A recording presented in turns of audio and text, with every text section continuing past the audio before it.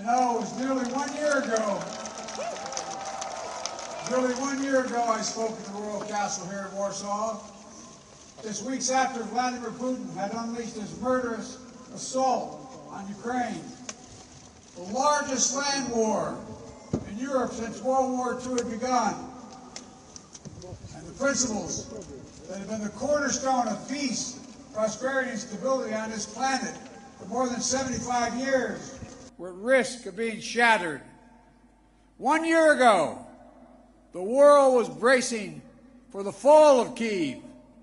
Well, I just come from a visit to Kyiv, and I can report Kyiv stands strong. Kyiv stands proud. It stands tall. And most important, it stands free.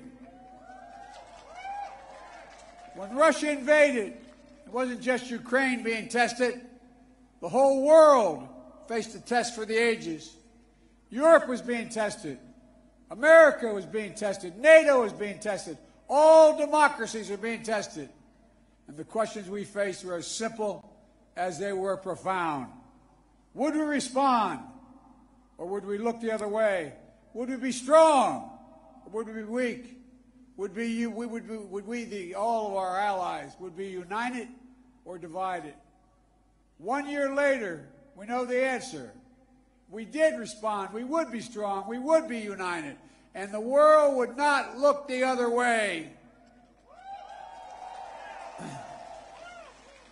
We also face fundamental questions about the commitment to the most basic of principles. Would we stand up for the sovereignty of nations? Would we stand up for the right of people to live free from naked aggression? Would we stand up for democracy? 1 year later, we know the answers. Yes, we would stand up for sovereignty, and we did. Yes, we would stand up for the right of people to live free from aggression, and we did. And we would stand up for democracy, and we did. And yesterday, I had the honor to stand with President Zelensky in Kyiv to declare that we will keep standing up for these same things, no matter what.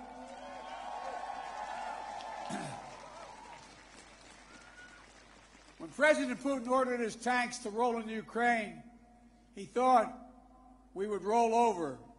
He was wrong. The Ukrainian people are too brave.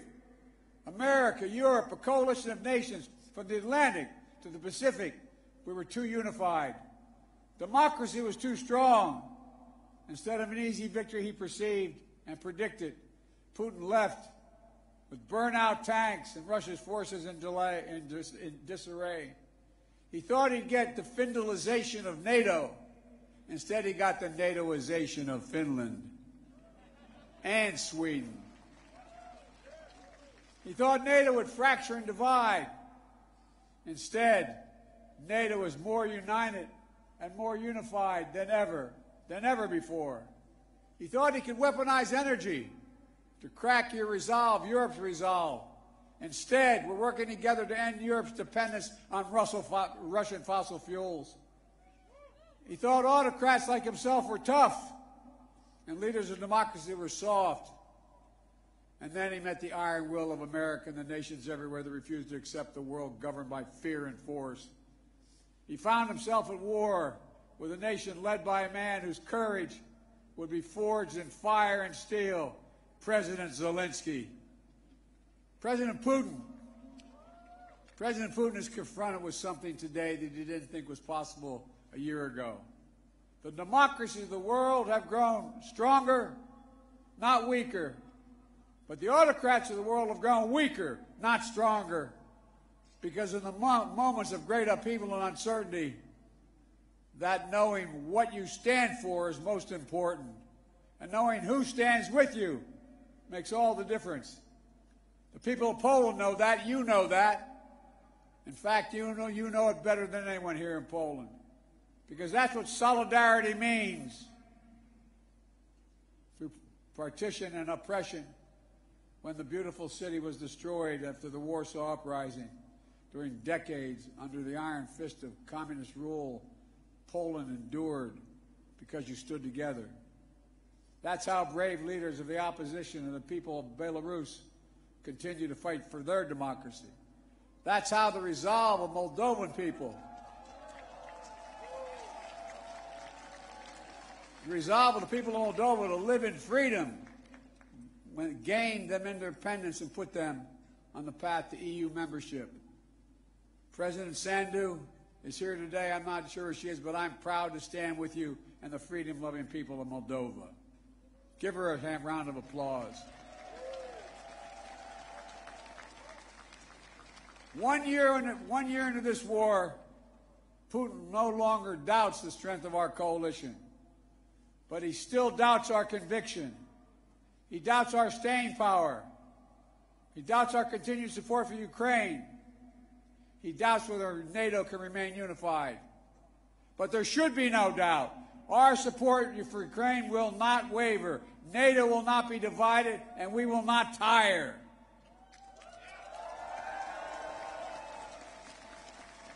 President Putin's craven lust for land and power will fail, and the Ukrainian people's love for their country will prevail. Democracies of the world will stand guard over freedom today, tomorrow, and forever.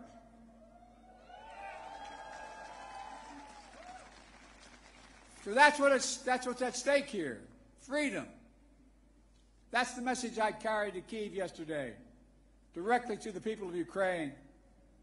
When President Zelensky said he came to the United States in December, quote, he said, this struggle will define the world and what our children and grandchildren, how they live, and then their children and grandchildren. He wasn't only speaking about the children and grandchildren of Ukraine. He was speaking about all of our children and grandchildren, yours and mine. We're seeing again today what the people of Poland and the people across Europe saw for decades. Appetites of the autocrat cannot be appeased. They must be opposed. Autocrats only understand one word: no, no, no. No, you will not take my country. No, you will not take my freedom. No, you will not take my future. And I'll repeat tonight what I said last year in this same place. A dictator bent on rebuilding an empire will never be able to ease the people's love of liberty. Brutality will never grind down the will of the free. And Ukraine will never be a victory for Russia. Never.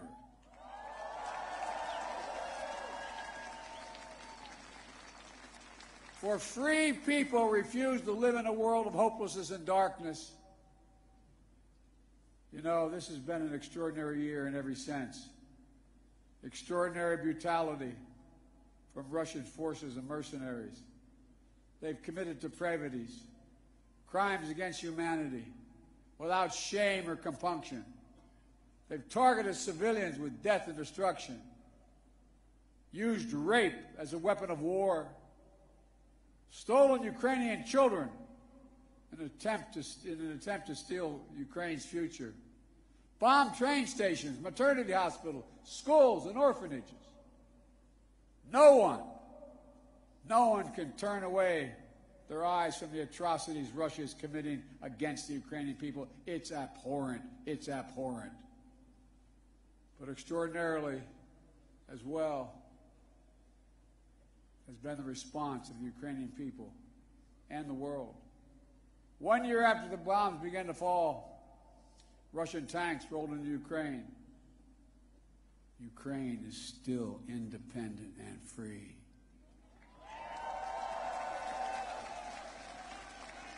From Kherson to Kharkiv, Ukrainian fighters have reclaimed their land. More than 50% of the territory Russia held last year. The blue and the yellow flag of Ukraine proudly waves once again. President Zelensky still leads a democratically elected government that represents the will of the Ukrainian people. And the world has already voted multiple times, including in the United Nations General Assembly, to condemn Russia's aggression and support a just peace. Each time in the UN, that vote has been overwhelming. In October, 143 nations in the United Nations condemned Russia's illegal annexation. Only four in the entire UN voted with Russia. 4. So tonight, I speak once more to the people of Russia. The United States and the nations of Europe do not seek to control or destroy Russia. The West was not plotting to attack Russia, as Putin said today. And millions of Russian citizens who only want to live in peace with their neighbors are not the enemy. This war is never a necessity. It's a tragedy. President Putin chose this war. Every day the war continues is his choice. He could end the war with a word. It's simple.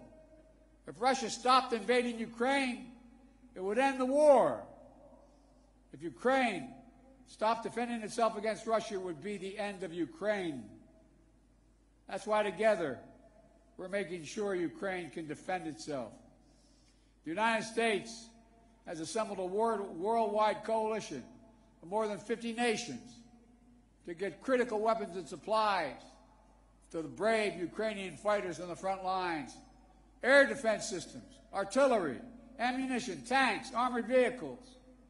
The European Union and its member states have stepped up with unprecedented commitment to Ukraine, not just in security assistance, but economic and humanitarian refugee assistance and so much more. To all of you here tonight, take a moment, and I'm serious when I say this. Turn around and look at one another. Look at what you've done so far. Poland is hosting more than 1.5 million refugees from this war. God bless you. Poland's generosity, your willingness to open your hearts and your homes is extraordinary. And the American people are united in our resolve as well. All across my country, in big cities and small towns, Ukrainian flags fly from American homes. Over the past year, Democrats and Republicans in our United States Congress have come together to stand for freedom. That's who Americans are, and that's what Americans do. The world is also coming together to address the global fallout from President Putin's war. Putin tried to starve the world, blocking the ports in the Black Sea to stop Ukraine from exporting its grain, exacerbating the global food crisis that hit developing nations in Africa especially hard. Instead, the United States and the G7 and partners around the world answered the call with historic commitments to address the crisis and to bolster global food supplies. And this week, my wife, Jill Biden, is traveling to Africa to help bring attention to this critical issue. Our commitment is to the people of Ukraine and the future of Ukraine, a Ukraine that's free, sovereign, and democratic. That was the dream of those who declared Ukraine's independence more than 30 years ago, who led the Orange Revolution and the Revolution of Dignity, who braved ice and fire in the Maidan, and the Heavenly 100 who died there, and those who continue still to root out Kremlin's efforts to corrupt, coerce, and control. It's a dream for those Ukrainian patriots who fought for years against Russia's aggressions in the Donbass, and the heroes who've given everything, given their lives in the service of their beloved Ukraine. I was honored to visit their memorial in Kyiv yesterday to pay tribute to the sacrifice of those who lost their lives, standing alongside President Zelensky. The United States and our partners stand with Ukraine's teachers, its hospital staff, its emergency responders, the workers in cities across Ukraine who are fighting to keep the power on in the face of Russia's cruel bombardment. We stand with the millions of refugees of this war who found a welcome in Europe and the United States, particularly here in Poland. Ordinary people all across Europe did whatever they could to help and continue to do so. Polish businesses, civil society, cultural leaders, including the First Lady of Poland, who is here tonight, have led with the heart and determination, showcasing all that's good about the human spirit. Madam First Lady, we love you. Thank you all.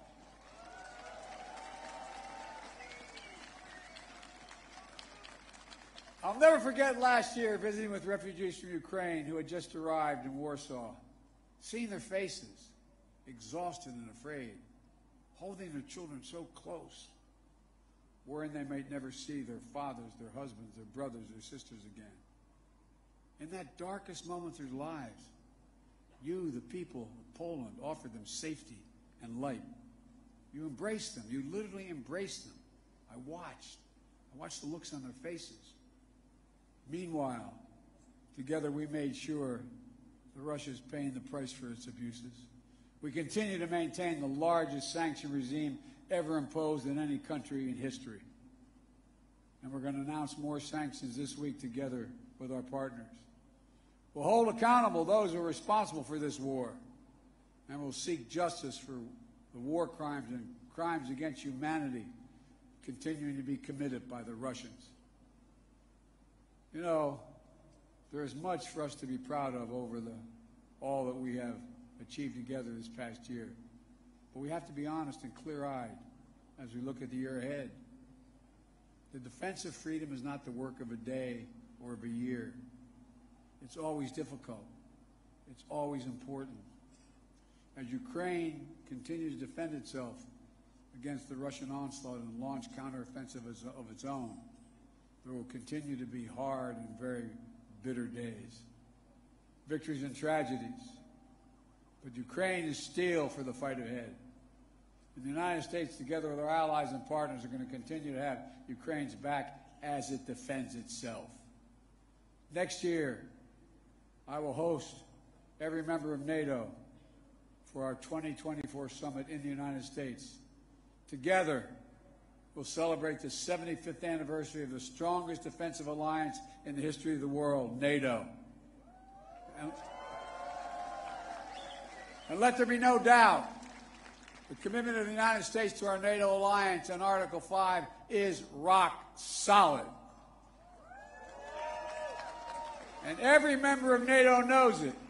And Russia knows it as well. An attack against one is an attack against all. It's a sacred oath.